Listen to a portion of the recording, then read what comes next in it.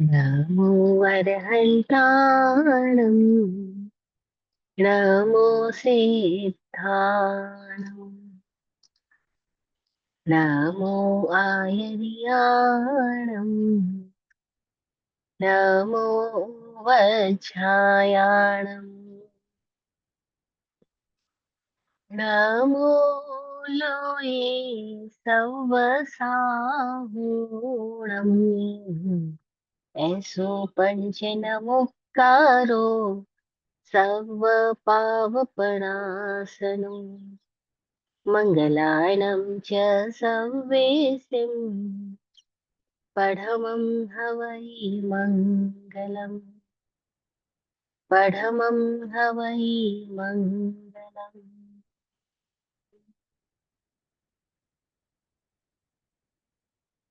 अरहत सिद्धि को भाव वंदना अरहत सिद्धि को भाव वंदना शेष दीन सानिध्य सुगम नमो अरहन्ताणम् नमो अरहन्ताणम् नमो अरहन्ताणम् नमो अरहन्ताणम्। आदि मध्य और अंत जान कर जीत लिया सारा संसार जीत लिया सारा संसार। आत्मदेश ना सहज सुझाई यह जग पर अनुपम उपकार यह जग पर अनुपम उपकार। द्वादश गुणधारी अरहंता द्वादश गुणधारी अरहंता रिद्धिम सिद्धिम कल्याणम नमो अरहन्ताणम् नमो अरहन्ताणम् नमो सिद्धाणम् नमो आयर्याणम् नमो वज्रायाणम् नमो लोय सर्वसाहुणम्।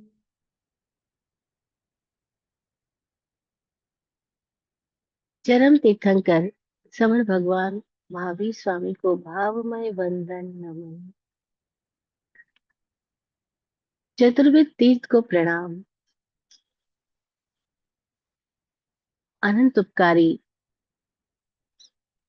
बोधिदा दृष्टिदा मार्गदा आत्मज्ञानी पूज्य श्री विराट गुरु जी को नमन।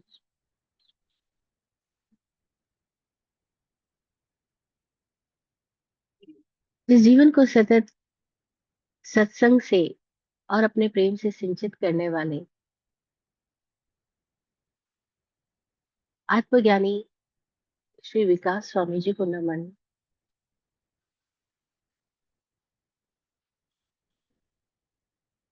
तत्वार्थादिगम सूत्र के रचयिता मोक्ष शास्त्र के प्रणेता वाचक उमा स्वाति जी को नमन।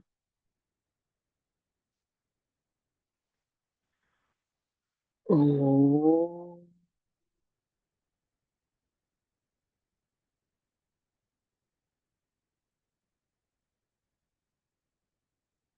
ओम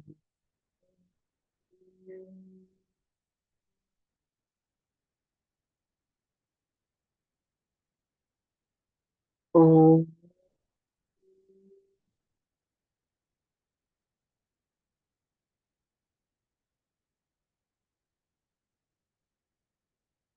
सिद्धा सिद्धिं मम दिशन्ति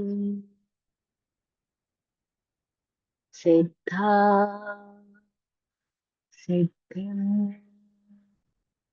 मम दिशन्तु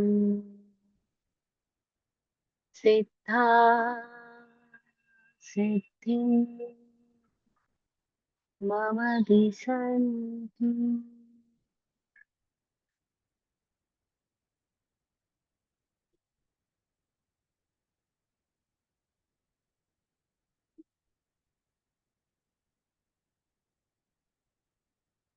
जय हो।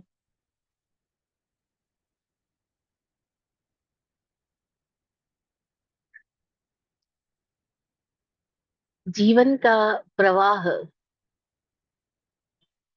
न जाने कितने रंग रूप बदलता है। इस प्रवाह में अनेकों संयोग और वियोग होते चले जाते हैं, और हर तरह के संयोग वियोग के साथ हमारे भीतर अनेकों अध्यवसाय, अनेकों भावधाराएं, अनेकों विचार, अनेकों अम, तरंगे, इमोशंस जनरेट होते रहते हैं।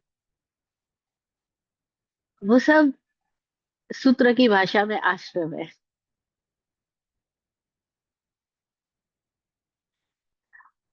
आश्रम का मतलब प्रवाह, प्रवाह का आगमन, श्रव आ, श्रव आ, प्रवाह का आगमन। और इस आगमन के साथ हमारे भीतर से जो कुछ उठ रहा है वह आश्रव है, और जो बाहर से आ रहा है वह भी आश्रव है। जो भीतर से उठ रहा है वो बाहर के निमित्तों की वजह से भीतर में तरंगे उठ रही है। तो बाहर से जो निमित्त आ रहे हैं उनको कहा भव आश्रव, वो संसार का आश्रव है। हमारे भीतर से वो जो उठ रहा है उसको कहा भाव आश्रव, भव आश्रव, भाव आश्रव।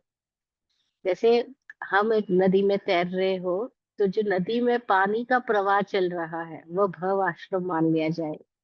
तो उसके साथ साथ हमारे भीतर से जो तैरने की स्थिति है, हमारे भीतर काया की, वचन की और मन की, तीनों की जो स्थिति है वो हो गया भाव आश्रम, है ना। तो कहा काय वांग मना कर्मणा योग है, पहला सूत्र दिया छठे अध्याय का।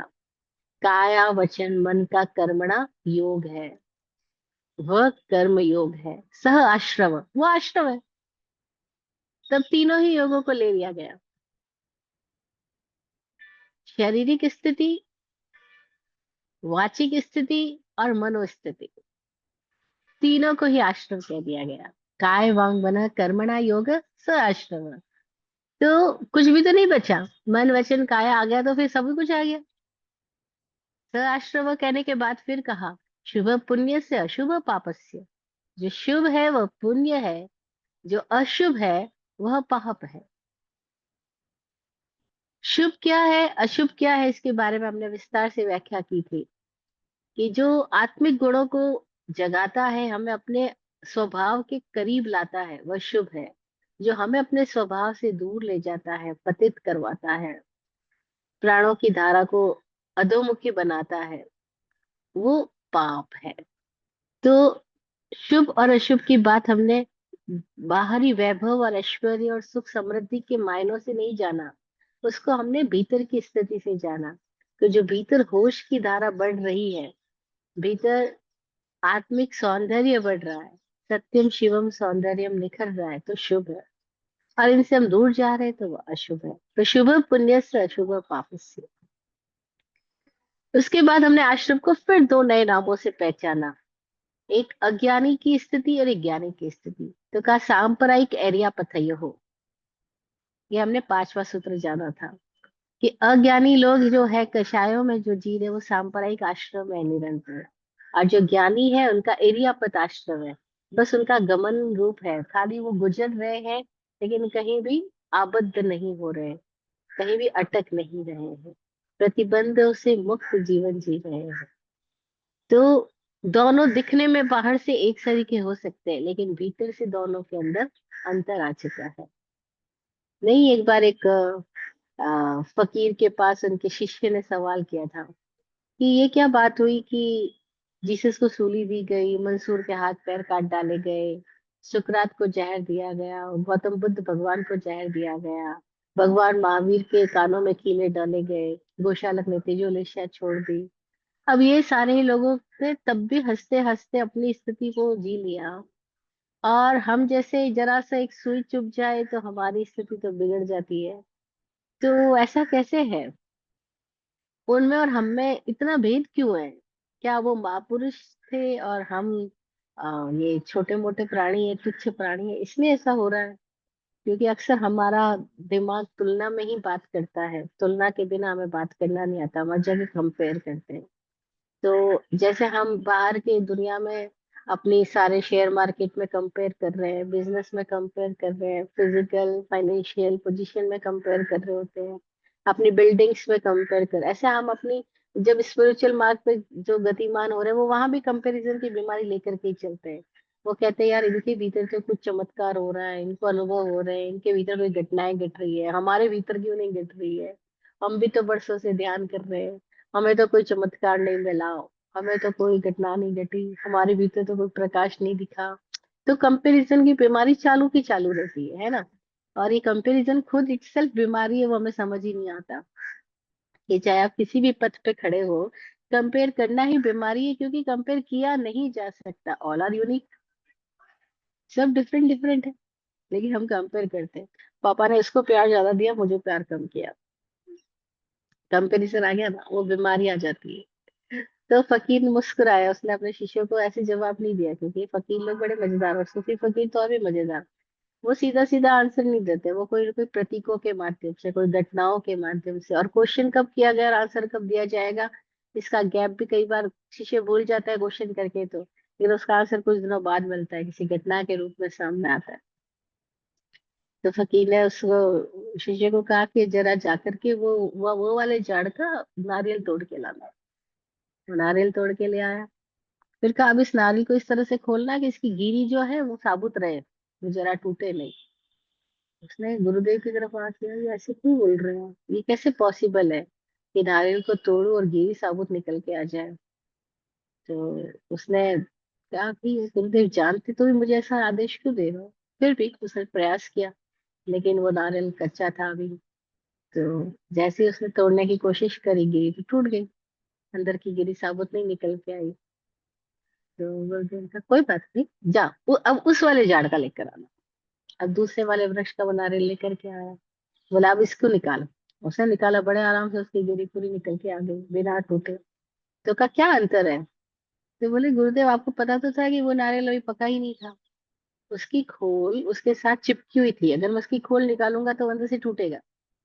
और इसकी खोल पक चुकी थी, खोल निकलने में एकदम आसानी से निकल गई, और नारियल जो कि वो साबुत निकल के आ गया। देखा है ना, नारियल का एक्सपीरियंस तो घरों में सबको होता है मोस्टली। तो गुरुदेव ने कहा मिल गया जवाब? बोले क्या जवाब? कि तूने तो पूछा था कि बुद्ध महावीर कृष्ण जीसस इनको फर्क क्यों नहीं पड़ा, मंसूर को फर्क क्यों नहीं पड़ा? क्योंकि इनके नारियल इतने पक गए हैं, इन्होंने अनुभव कर लिया है, परिपक्वता प्राप्त कर ली है, मेच्योरिटी आ गई इनके भीतर में। तो इन्होंने जान लिया है कि वो क्या है और वो क्या नहीं है। वो खोल नहीं है, वो भीतर का कोई तत्व है। वो बाहर का व्यक्तित्व नहीं है, वो भीतर का एक सार तत्व है। जिसने सार तत्व को जान लिया है, उसका व्यक्तित्व, उसके शरीर, उसका काया, उसका मन, कोई कितना भी छीन ले, कोई कितना भी खींच ले, उनके भीतर जो एक स्थिति है वो कभी बिगड़ती नहीं है। इसीलिए वो हंसते हंसते सूली पे लटक जाते हैं, हंसते हंसते हाथ पैर कटवा देते हैं, हंसते हंसते जहर पी जाते हैं। क्यों? क्योंकि उनको पता है कि जो जा रहा है, जो मर रहा है, वो तो मर ही चुका है, वो मरा हुआ ही है। ये शरीर मुर्दा ही है। ये वचन और मन सब परजीवी है, पैरासाइट है। इसका मूल तत्व ये जीवन यहाँ नहीं है, जीवन कहीं और है। तो जिन्होंने जीवन को जान लिया, जीवन के सार को जान लिया, तत्व को जान लिया है, अनुभव से पहचान लिया है, जो परिपक्व हो गए हैं, अब उनकी साबुत गिरी निकल जाती है। वो खोल हटाओ तो गिरी टूटती नहीं है, लेकिन नारियल कच्चा है और खोल हटाओगे तो गिरी टूट जाएगी। तो हम सब भी संसार में क्यों आए, ये सवाल हर दिन लोग पूछते हैं। हम जहाँ जहाँ जाते हैं मोस्टली ये क्वेश्चन कहीं कहीं से आ ही जाता है कि हम आखिर आए क्यों है, हमारा उद्देश्य क्या है। अरे भाई हम सब कच्चे आ गए हैं, अभी पकना है, पकने के लिए आए हैं। जो भी स्थितियां मिली है, वो सारी स्थितियां हमें परिपक्व बनाने के लिए मिली है, कि कैसे हम अपने ऊपर कुछ काम कर सके, अपने सार को, अपने आप को पहचान ले, जीवन को जान ले। तो हम जैसे ही पक जाएंगे, फिर कोई फर्क नहीं पड़ेगा काया वचन मन तीनों के आश्रय का, वो तीनों ही आश्रय इरियापत हो जाएंगे, सांप्रदायिक नहीं बचेंगे।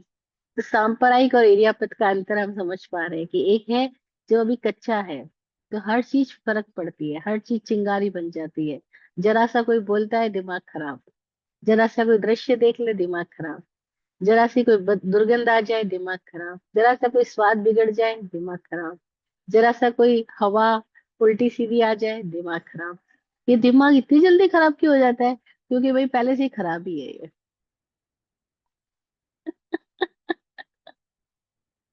स्वामी जी अक्सर कहते हैं लोगों को, भाई तुम मुझे बुद्धू नहीं बना सकते।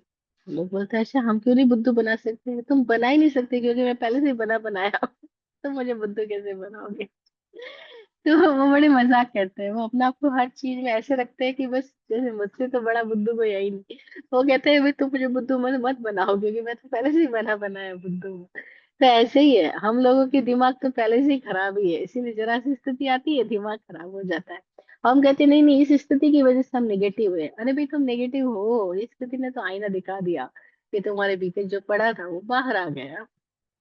तो हम बात कर रहे हैं सांप्रदायिक आश्रम और एरियापद आश्रम। अब सांप्रदायिक आश्रम के भेद बताए गए हैं, जो हम सिक्स सूत्र में है, छठे अध्याय का छठा सूत्र ही पिछले कई सप्ताह से हम देख रहे हैं, उसी को सुन रहे हैं। ये सूत्र कह रहा है कि अव्रत कषाय इंद्रिय क्रिया पंच चतु पंच पंचविंशति पूर्वस्य भेदा।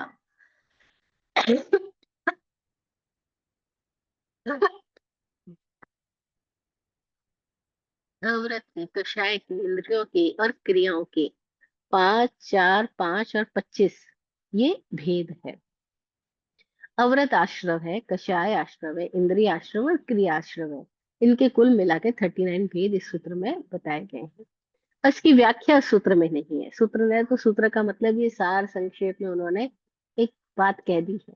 अब उसको विस्तार से हम समझ रहे हैं। अवरद आश्रम के 5 वेद बताए, प्रणतिपात, वृषावाद, अदत्तादान, मैथुन और परिग्रह। तो लास्ट 3 सप्ताह में हमने प्रणतिपात, वृषावाद और अदत्तादान ये 3 आश्रम की बात करी थी कि कैसे प्रणतिपात, जिसको नॉर्मली लोग हिंसा बोलते हैं, वृषावाद जिसको झूठ बोला जाता है, और अदत्तादान जिसको चोरी कहा जाता है, ये तीनों ही आश्रम है। अगर ये तीनों स्थितियां हमारे भीतर है तो हम अव्रत आश्रम कर रहे हैं, अव्रत आश्रम में ही जी रहे हैं। आज चौथी स्थिति की बात करते हैं, उसका नाम है मैथुन आश्रम। हमने प्रणातिपात आश्रम के 3 भेद से जाना था, जो पूज्य विराट गुरु जी ने हमें समझाया। जिसमें था अनावश्यक करना, आवश्यक का दमन कर देना, और जो सहज घटनाएं हैं उसमें प्रमादित रहना।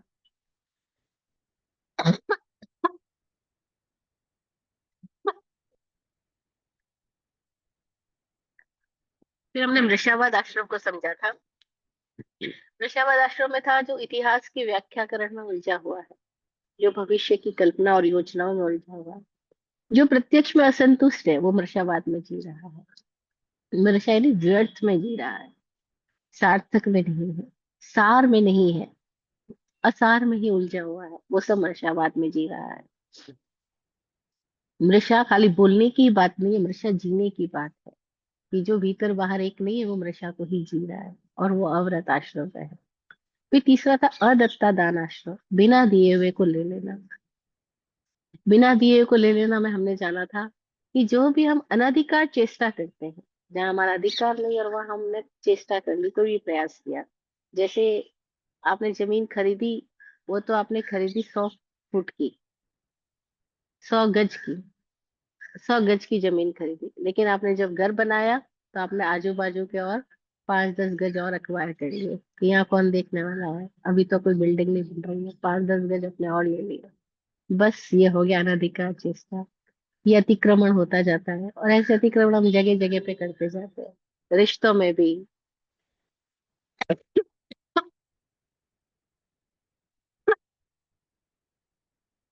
हर संबंधों के कुछ दायरे होते हैं, लेकिन हम अनधिकार चेष्टा में चले जाते हैं, और वही हम कष्ट भी उठाते हैं। जी क्वेश्चन करिए।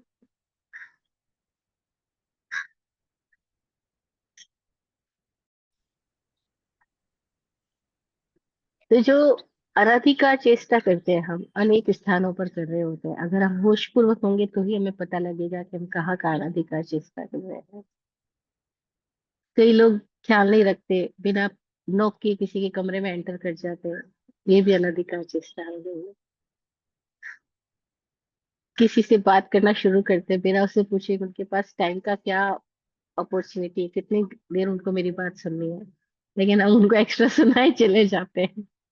नहीं, कितने साधु संतों की आदत होती है, वो प्रवचन शुरू कर देते हैं, लेकिन अंत क्या करना उनको पता नहीं। वो घड़ी में 1 घंटा हो चुका है, लेकिन उसके बावजूद भी उनका चालू रहता है, चालू रहता है। लोग वेट करते हैं, उबासी खाते हैं, अरे भाई कब ये बंद करेंगे, लेकिन उनको अपने बोलने में ही रस आ रहा है, तो वो अपना मजा बोलने में ही लेते जा रहे हैं, वो पता ही नहीं लग रहा अनाधिकार चेष्टा कर रहे हैं, अधिकार से ज्यादा हमने ले लिया। तो किसका कितना समय लेना है, उसका कौन सा स्थान चयन करना है, कौन सा पद लेना है, उस पद की क्या अधिकार आधिकारिक सीमाएं हैं, उन सीमाओं का ज्ञान किए बिना हम उससे अधिक कार्य कर उनका अधिक उपयोग कर लेते हैं, तो वो भी अनधिकार चेष्टा हुआ, वो भी अदत्ता दान हुआ। तो अगर जीवन में देखा जाए तो इतनी जगह पर हमें पता लगेगा, अरे हम यहाँ सब अदत्ता दान ही ले रहे हैं, बिना दिए हुए को ले रहे हैं, जो सामने वाले ने हमें अधिकृत किया ही नहीं था, फिर भी अनऑथराइज्ड कार्य हम करते चले जा रहे हैं। तो हम अपना ख्याल कर सकते हैं इन सब बातों के द्वारा। अधिकतर दान का दूसरा भेद हमने जाना था विजातीय आकर्षण, और तीसरा जाना था विजातीय संबंध स्थापन। जहां भी विजातीय के प्रति आकर्षण हो रहा है, अब आप कहोगे विजातीय आकर्षण तो मैथुन की बात हो गई, क्योंकि विजातीय हम अगर जेंडर वाइज देखें तो लेडी का जेंट्स के प्रति, जेंट्स का लेडीज के प्रति जो आकर्षण है, अट्रैक्शन है, वो तो मैथुन हो गया। ये चोरी से, और जो ये मैथुन है वो भी चोरी ही है, और जो चोरी है वो भी मैथुन ही। क्योंकि मैथुन में क्या होगा, अब हम मैथुन शब्द को समझे तो मैथुन का अर्थ होता है मथना। आ, जो लोग इंडिया से कनेक्टेड है उनको मथना शब्द समझ में बड़ा आसानी से आ जाएगा। घरों में जब दाल वगैरह बनाते हैं तो उसको मथते हैं, है ना, तो मथानी बोलते हैं उसको। तो मथने से क्या होता है कि ऐसे ऐसे किया तो घर्षण पैदा हुआ, है ना। तो ये मैंने देखो काया के द्वारा बताया, इशारे के द्वारा। अब इसमें जहां भी फ्रिक्शन है, जहां भी ऐसे ऐसे करने से एक फ्रिक्शन पैदा हुआ ना, घर्षण पैदा हुआ, ताप पैदा हुआ, अब उससे कोई चीज बदलेगी, है ना। अगर हम किसी दाल में कर रहे हैं तो वो दाल का रंग रूप बदल जाएगा, है। अब ऐसे हम हर जगह कर रहे हैं, जरा देखो, हम हर जगह कर रहे हैं, बात कर रहे हैं तो भी मथना हो रहा है ना। अगर दिमाग में हम चिंता कर रहे हैं तभी क्या चल रहा है, घर्षण, मंथन चल रहा है। तो मथना से मैथुन शब्द बना है, मंथन करना, घर्षण करना, मथना, दो के बीच में टकराहट पैदा करना, दो के बीच में रब संघर्ष होना, ये सब कुछ मैथुन है। तो जब हम विजातीय आकर्षण में हुआ तो वो अदत्ता दान भी है और एक तरह से वो मैथुन भी है। विजातीय संबंध स्थापन किया जहां हमारे को आज्ञा ही नहीं थी, प्राकृत आज्ञा नहीं थी, आकृत आज्ञा नहीं थी, और जागृत आज्ञा नहीं थी। हमने लास्ट सेशन में 3 शब्दों का इस्तेमाल किया था, जो एकदम नई बात है कई सारे लोगों के लिए। ये शब्द हमने पूज्य विराट गुरु जी से पाए, और विराट गुरु जी ने ऐसे अनेक सूत्रों की व्याख्या इस भांति करी है कि उस व्याख्या में नए सूत्र दे डाले।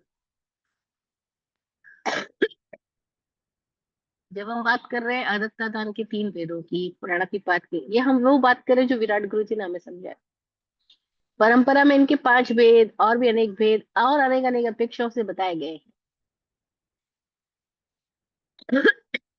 लेकिन मुझे विराट गुरु जी के सूत्र इतना अपील करते हैं कि वो शॉर्ट में, वो टू द पॉइंट बात करते हुए भी वो बात करते हैं जो हमको आज के युग में हमें समझ में आ जाए। तो आज के युग में हमारी बीमारियां हमें जल्दी से समझ में आ जाएगी कि कैसे विजातीय आकर्षण, विजातीय संबंध स्थापन, अनधिकार चेष्टा, ये अदत्ता दान है। जहां हमारा अधिकार क्षेत्र ही नहीं है वहां पर भी प्राकृत आज्ञा भी नहीं है, नेचुरल ऑर्डर भी नहीं है, आकृत आज्ञा सोशल ऑर्डर भी नहीं है, और जागृत आज्ञा स्पिरिचुअल ऑर्डर भी नहीं है। तीनों ही तो ऑर्डर हमें मिले हुए नहीं है, और फिर भी हम वहां पे कार्य कर रहे हैं। क्यों? क्योंकि हमें होश ही नहीं है कि हमारा ऑर्डर क्या है, हमारा स्थान क्या है, हमें अपनी मर्यादा का, अपने संवरित क्षेत्र का हमें भान नहीं है। जब हमें अपनी मर्यादा का भान नहीं है तो मर्यादा के बाहर चलते चले जाते हैं। तो तो हमने लास्ट सेशन में 3 शब्दों को पहचाना था कि प्राकृत, आकृत और जागृत। अगर हम तीनों को भी सामने रख के चल सके तो हमें समझ में आएगा मैं अभी नेचुरल ऑर्डर में हूँ, इन ऑर्डर हूँ, हाँ तो मैं एक धर्म में हूँ। अगर मैं सोशल ऑर्डर में हूँ तो भी मैं धर्म में हूँ। अगर मैं स्पिरिचुअल ऑर्डर में हूँ तो मैं धर्म में। धर्म का मतलब क्या हुआ, अपने आज्ञा में हूँ, अपने स्वभाव में हूँ। लेकिन जैसे ही हम इस स्वभाव के बाहर गए तो प्रणतिपात भी हुआ, मृषावाद भी हुआ और अद्वैत का आदान भी हुआ और मैथुन भी हो गया। अब इस मैथुन आश्रम को पूज्य विराट गुरु जी ने फिर से 3 आयामों से समझाया। तो हम वो 3 आयाम समझते हैं। उन्होंने क्या बताया कि मैथुन आश्रम क्या है, कि जब भी हम व्यक्ति से मैथुन करते हैं, वस्तु से मैथुन करते हैं और विचारों से मैथुन करते हैं, तब मैथुन आश्रम करते हैं। और मैथुन आश्रम के 3 भेद क्या है? व्यक्ति, वस्तु और विचार। अगर हम देख पाए तो हमें समझ आएगा अपने जीवन में कि कहाँ हम व्यक्तियों के साथ मैथुन कर रहे होते हैं। अब व्यक्तियों के साथ मैथुन का मतलब not only the sexual relationship, बल्कि जहां भी हम किसी व्यक्ति के साथ टकराहट कर रहे हैं, किसी व्यक्ति के साथ घर्षण कर रहे हैं, किसी व्यक्ति के साथ मंथना चालू है। मंथना चालू नहीं, घरों में तू मैं होती रहती है। इसने कुछ कहा, उसने वापस उसके ऊपर कुछ कहा, फिर उसने कुछ कहा, फिर उसने उसके ऊपर कुछ कहा। तो ये नैले पे दैला, नैले पे पहला, ये सब कुछ चालू ही रहता है। तो ये भी मैथुन है। हम सोच ही नहीं पाएंगे क्या ये मैथुन संज्ञा है? जी जी, ये भी मैथुन का ही, मैथुन आश्रम ही है, क्योंकि यह मथना चालू है। और ये ताना कसी, रस्सा कसी, ये आम बात हो गई है।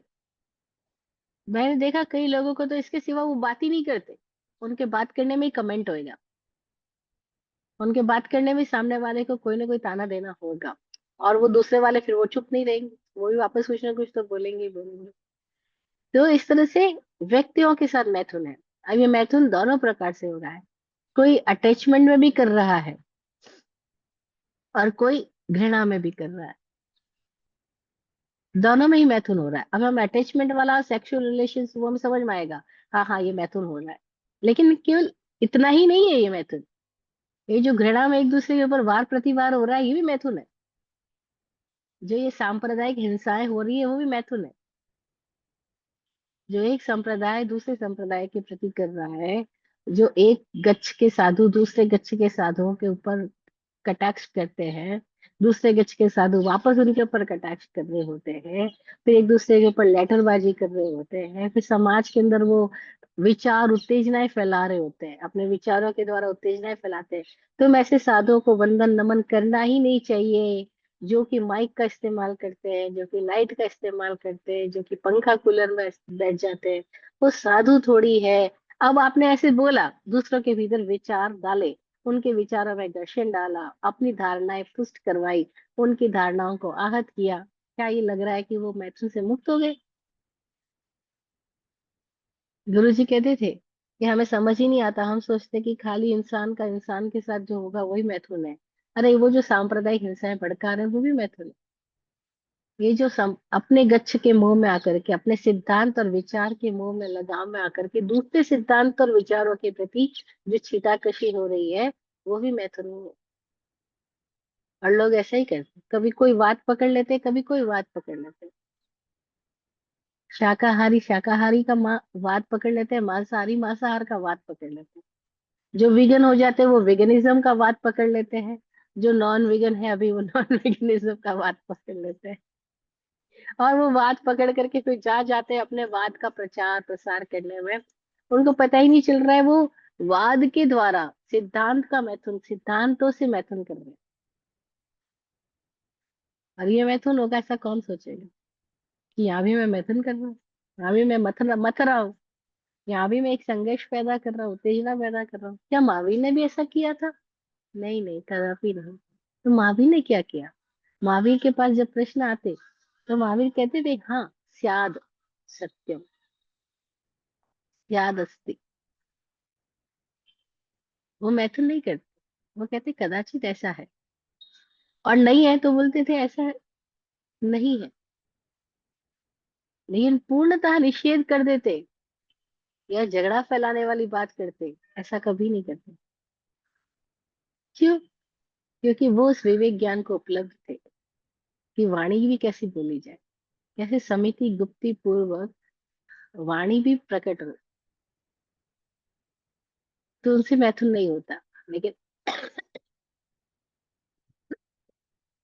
लेकिन हम देखें सामान्य व्यवहार में, तो व्यक्ति मैथुन वस्तु मैथुन। वस्तु मैथुन बताने की जरूरत ही नहीं। आज की दुनिया में ये बातें इतनी कॉमन हो गई है। हम नेपाल में थे और एयरपोर्ट से उतरे, नीचे आए और सामने दुकान, और उस पर लिखा हुआ था सेक्स खिलौनों, सेक्स टॉयज की दुकान। तो मैं भी बड़ी हैरान हुई, लेकिन बाद में पता लगा ये चीजें तो बड़ी कॉमन है। तो ये वस्तु मैथुन है। वस्तुओं के द्वारा आदमी अपनी उत्तेजनाओं को संतुष्ट करना चाहता है। व्यक्ति मैथुन, वस्तु मैथुन, और विचारों के द्वारा मैथुन कर रहा है, कल्पनाओं में मैथुन कर रहा है। रोमांटिक सीन देख करके, गाने सुन करके मन ही मन स्टोरी बनाता जाता है, और मन ही मन वो सुख लेना चाहता है। वो मन में ही पता नहीं कितनी अप्सराओं को भोग लेता है। मन में ही नहीं जाने कितने पुरुषों के साथ क्रीड़ाएं हो जाती है। मन में कितने सारे रिश्ते बन जाते हैं। हम रिश्तों को व्यवहारिक धरातल पे जीते कम है, और मानसिक धरातल पर जीते ज्यादा है। और मानसिक धरातल पर ही हम सारे स्टोरी बना लेते हैं, मतलब फिल्म पूरी मूवी बन जाती है। हीरो भी बन जाते हैं हम, विलन भी बन जाते हैं हम, एक्टर भी हम बन जाते हैं, एक्ट्रेस भी हम बन जाते हैं, और सारे काम हो कहाँ रहे हैं? सारे काम हमारे इस दिमाग के धरातल के ऊपर। सारी गाड़ियां वहीं दौड़ती चली जा रही है। ये विचार मैथुन है। तो व्यक्ति मैथुन, वस्तु मैथुन और विचार मैथुन, इन तीनों तरह के मैथुन में जो है वह मैथुन आश्रम में जी रहा है। और जो मैथुन आश्रम में जी रहा है वो, क्योंकि अनजान में ही है, जान अनजाने तो हम कह ही नहीं सकते, वो अनजाना ही बना हुआ है, अपने स्वरूप से अनभिज्ञ है। और वो वहां सुख ढूंढ रहा है जहां सुख होता नहीं है, लेकिन सुख का आभास होता है। तो अनुभवी लोगों ने इसको एग्जाम्पल से शब्द दिया है, बहुत प्यारा शब्द, अभी भी इंग्लिश में भी ये वर्ड आता है, मृग मरीचिका। कि कैसे हिरन को ऐसा लगता है यहाँ पानी, यहाँ पानी, यहाँ पानी, वो दौड़ता रहता है, दौड़ता रहता है। ऐसे हम बचपन से तरह तरह के खिलौनों में पानी अपना सुख ढूंढते रहे हैं। तो खिलौनों के लिए हम बचपन में दौड़े, जवानी में हम वो थोड़े बड़े खिलौने हो गए, थोड़े चलने फिरने वाले खिलौने हो गए, उनकी तरफ दौड़ने लग गए। फिर हम पैसे वाले खिलौने की तरफ दौड़ने लग गए, फिर बिल्डिंग्स बना के उनके खिलौनों की तरफ दौड़ने लग गए। और हमने सब चीज में अपना मैथुन जारी रखा, और हमें पता ही नहीं किसके द्वारा हुआ क्या, इसके द्वारा कुछ नहीं हुआ। हम अपने से दूर होते चले गए, और हमारे भीतर जो वास्तविक स्थिति है, जहाँ सुख का खजाना है, हमने उस सुख के खजाने की चाबियां तो कभी खोली नहीं। और कहाँ सुख मिल सकता है, उस कल्पनाओं में हम पूरी जिंदगी खो चले जाते हैं। और फिर अंततः सब पछताते हुए ही मरते हैं। और जब वो मृत्यु आ जाती है, मृत्यु का क्षण करीब आ जाता है, तब आदमी शायद ये एहसास कर पाता होगा कि जहाँ मैं सुख खोजता रहा वहां कहीं सुख नहीं मिला। मैंने सुना है ऐसे कई इंसानों को जो मेरे करीब आके मुझे बोल के गए कि हम हार गए जीवन से, हम थक गए जीवन से, हमने सब कुछ तो सबके लिए कर दिया, लेकिन हम परेशान होके मर रहे हैं। तो अब उनका, मैं कहती भी क्या, क्योंकि मैं कहती हूँ आप समझदार होते हुए भी आप ना समझ ही बने रहे, तो हम क्या कह सकते हैं। आप सब दूसरों को प्लीज करने के लिए आपने अपनी पूरी जिंदगी खराब करते गए, और दूसरे लोग भी आपको प्लीज करना चाहते हैं, लेकिन ना आप प्लीज हुए ना दूसरे प्लीज हुए, और ये हो ही नहीं पाता। लेकिन ये मैथुन क्या आश्रम बना ही चला जाता है, और हमें ख्याल भी नहीं आता हम कैसे व्यक्ति वस्तु विचारों के मैथुन में, सिद्धांतों के मैथुन में। और ये सिद्धांतों का मैथुन इतना खतरनाक है कि व्यक्ति का मैथुन आदमी शायद समझ भी जाए, वस्तुओं का मैथुन भी शायद आदमी समझ जाए, लेकिन ये सिद्धांत और विचारों के मैथुन को समझना, कि क्या हम इस सिद्धांत में भी मैथुन में है, क्या इस विचार में भी मैथुन में है? क्या हम वेगनिज्म के प्रसार के लिए आग्रहशील होकर के लोगों को लेक्चर दिए चले जा रहे हैं? क्या वो भी मैथुन कर रहे हैं हम? क्या ये भी हमारी मैथुन संज्ञा का ही परिणाम है? ऐसा हम सोच ही नहीं पाते।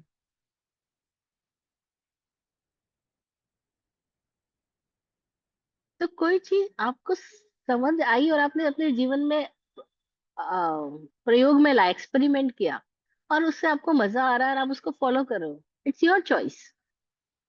लेकिन जब आप उसके पक्ष में आ जाते हो और उसके विपरीत स्थिति के विपक्ष में आ जाते हो, और जब आप एक पक्ष और एक विपक्ष में आकर के अपनी स्थिति में एकदम घनीभूत हो जाते हो, दृढ़ हो जाते हो, तो पता ही नहीं चलता कि आप एक सिद्धांत के मैथुन में आ गए हो। और ये सिद्धांत का मैथुन इतना खतरनाक होगा कि आपकी मानसिकता को जड़ बनाएगा, इंटेलिजेंट नहीं बनाएगा, आपको एक रूढ़ ही बना देगा। और हमें समझ नहीं आता, समय समय पर अनेकों बातें हमारे जीवन में ऐसी रूढ़ियां बन के चलती चली जाती है। अब हमारा विवेक काम नहीं करेगा, अब हम रूढ़िग्रस्त सोच में है। अब वो चाहे रूढ़ी किसी भी तरह की क्यों ना हो। अभी एक विगनिज्म से एक एग्जांपल दे रही हूँ, अब अपने बिजनेस में भी ऐसे ही करते हैं, अपने जॉब में भी ऐसे ही करेंगे। आप जिस भी प्लेटफॉर्म पे खड़े हैं, आप एक ने एक सिद्धांत बना लेंगे, एक पक्ष बना लेंगे, और फिर उस पक्ष के अंदर आकर के कैसे पक्षपात रूप स्थिति में चले जाएंगे पता ही नहीं चलेगा।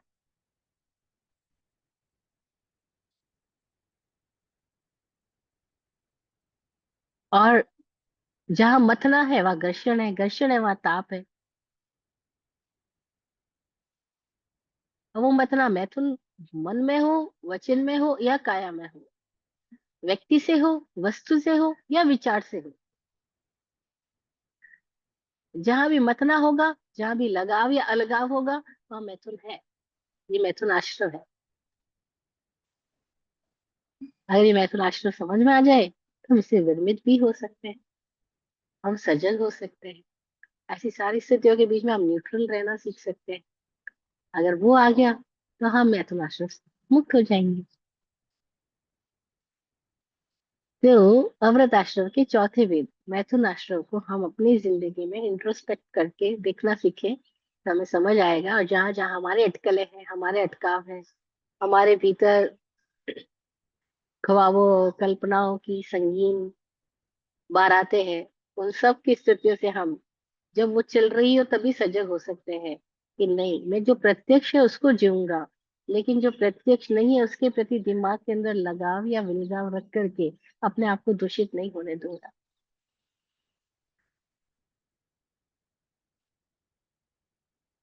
जो प्रत्यक्ष है उसको पूर्ण जागृति से जीने में आदमी बाहर हो जाता है, उससे मुक्त हो जाता है।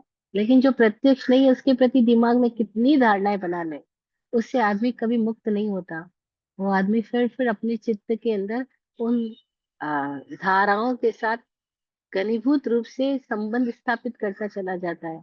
और उसे समझ नहीं आता कि इन सब घटनाओं के द्वारा वो अपने ही प्राणों का अतिपात करता है, अपनी ही जिंदगी के प्रत्यक्ष से वंचित होने से मृषा में चला जाता है। और चूंकि वो सब कुछ उसका अधिकृत क्षेत्र नहीं है और उसके लिए आवश्यक भी नहीं है, इसलिए वो चोरी में भी जा रहा है और मैथुन भी कर रहा है। और ये सब आपस में कनेक्टेड है, अलग अलग नहीं है। इसीलिए एक आश्रय शब्द किया तो भी सब क्लियर हो गया। लेकिन चूंकि क्लियर नहीं होता इसलिए हमें बहुत सारे भेदों से समझना पड़ता है।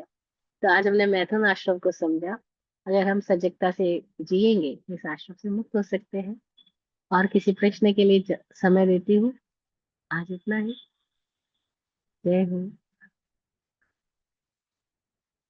आप फूलो फलो हो जिंदगी मखमल मुलायम। आप फूलो फलो हो जिंदगी मखमल मुलायम। आपकी हर खुशी पे है हमारी जान जिंदगी। दुआ करते हैं चुपचाप दिल की थाप से हम। दुआ करते हैं चुपचाप दिल की थाप से हम। रहे जाते नवाजे हर घड़ी अरमान सबके। अमन और चैन से गुजरे आपका वक्त सारा। अमन और चैन से गुजरे आपका वक्त सारा। रुख पे खिलती रहे यूं रूह की मुस्कान खुल के। रुख पे खिलती रहे यूं रूह की मुस्कान खुल के। जय हो, जय हो, जय हो। सबका कल्याण हो।